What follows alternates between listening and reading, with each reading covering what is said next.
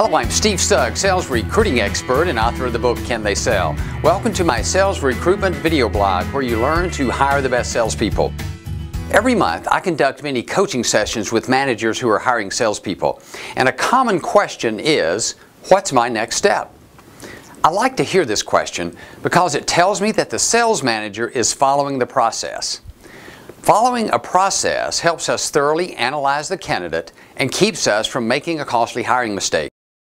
There are many tools inside my system for hiring salespeople, but one of my favorites is the Recruit the Best checklist. This is a simple checklist that you follow throughout the recruiting process. And if you follow this checklist, it'll help you in these three ways. First, it'll keep you from becoming overwhelmed with a big decision by breaking it down into a series of small decisions.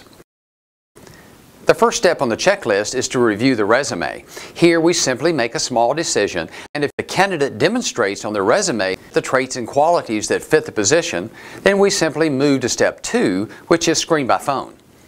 We then conduct the phone screen by asking the questions on the phone screen questionnaire. After the phone interview, we make another small decision as to whether or not to move the candidate to step 3, which is the email screen. We then review the email screen and make another small decision. So you see, each step is a simple, small decision. Secondly, the checklist helps us make a logical decision based upon the facts and avoid an emotional decision based upon how much we like the candidate. Once we start liking the candidate, it's important to put the brakes on our emotions. And the best way to control our emotions is to simply move to the next step and avoid the emotional decision of skipping steps. Thirdly, the checklist helps us compile the entire picture. Each step on the checklist gives us a piece of the puzzle. You move to the next step and you collect an additional piece of the puzzle. By the time you get to the end of the checklist, you've accumulated enough pieces to make an informed decision based upon many dimensions of the individual, rather than a few small pieces that are typically gathered during a rush decision. Now there's a bonus in using the checklist. It will save you time.